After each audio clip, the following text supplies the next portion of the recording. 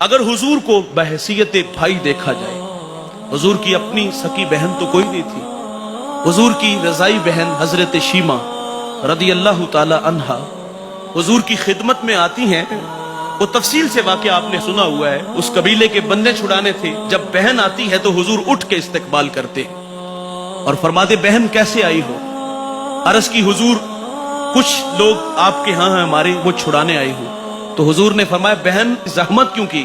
آپ کسی کے ہاں پیغام بھیج دیتی تو میں محمد سارے ہی چھوڑ دیتا۔ اور پھر بہن کو بہت سارے تحائف دیے، دروازے تک چھوڑنے آئے۔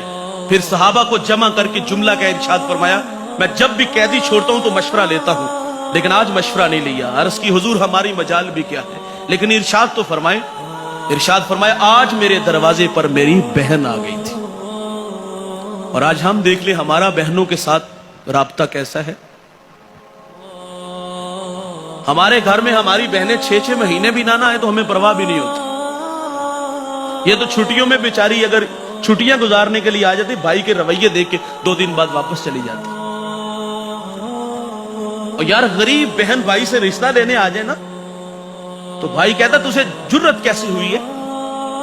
تو اپنی اوقات تو دیکھ، تو میری بیٹی کو 2 وقت کا کھانا نہیں دے سکتی، رازق تو ہے؟ یہ بھائی کے رویے ہیں بہن کے ساتھ۔ لوگ ہم سے مسئلہ پوچھتے ہیں مولوی صاحب بہن نے تحفہ دیا ہے زمین، وہ بھی اس کی مجبوری تھی، وہ تحفہ اس لیے اس نے زمین تمہیں دے دی، اگر میں نے زمین لے لی نا تو ساری زندگی کے لیے بھائی کا دروازہ میرے لیے بند ہو جائے گا۔ اور بھائی اپنے بچوں کو نفرت کا درس دے کے جاتے ہیں، پھپھو کو منہ نہیں لگانا، میں مر گیا تو اس کو میرا چہرہ بھی نہ دکھانا۔ اب 5 کروڑ کی زمین تو لے لی، یہ تو پوچھ لیا کہ کیا یہ قبول کر لینا چاہیے؟ بہن کا حق تھا، تمہیں تحفہ دے دیا، تم نے بدلے میں کیا دیا؟ کبھی اس کا خیال آیا؟ کبھی اس کی جھولی بھرنے کا خیال آیا تمہیں؟ 6 مہینے بھی نہ آئے تو پرواہ نہیں ہوتی، اس کے گھر میں فاقے ہو تو پھر بھی پرواہ نہیں ہوتی۔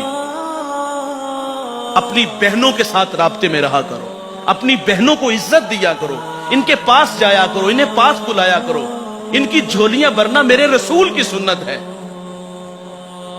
میں نے پچھلے دنوں ایک بہت بڑا مذہبی اسکالر ہے، اس کا لیکچر سنا، اس کی بات سیدھی دل کو لگی۔ وہ کہتے ہیں میرے پاس ایک شخص آیا، لاہور سے اس کا تعلق تھا، کروڑ پتی آدمی تھا، اس کو بلڈ کینسر تھا، زندگی موت سے لڑ رہا تھا، اور اس نے دعا کی درخواست کی۔ کہاں سے آئے؟ کہا لاہور سے۔ آبائی شہر پوچھا، کہا فیصل آباد۔ تو کہا وہاں کوئی تمہارے اپنے ہیں؟ کہا ہاں وہاں چچا تائے بہنیں بھی ہیں۔ تو کہا ان کی مالی پوزیشن کیسی ہے؟ اس نے کہا وہ سب غریب لوگ ہیں۔ اگلی بات سنیے، کہا کتنی دیر ہوگی ان سے ملاقات کیے ہوئے؟ کہا 20 سال ہو گئے۔ غریب تو رشتہ دار بھی نہیں نہ ہوتا۔ کہا تیرا علاج آج سے شروع ہوتا ہے۔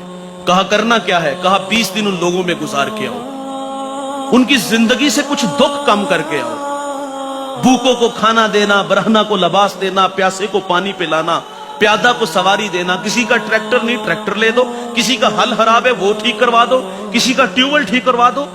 اس نے کہا 20 دن جو تجھ سے ہو سکتا ہے وہ کرنا ہے، ان کی خدمت کر کے آنی ہے۔ جب 20 دن بعد واپس آیا تو اس نے کہا اب دوبارہ ٹیسٹ کروا کے آؤ۔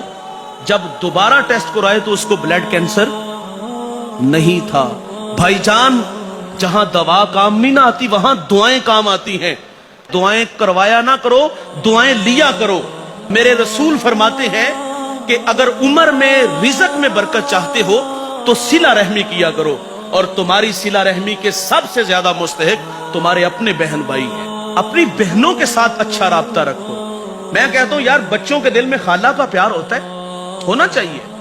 بچوں کے دل میں پھپھو کا پیار کیوں نہیں آتا؟ یہ ایک سوال ہے۔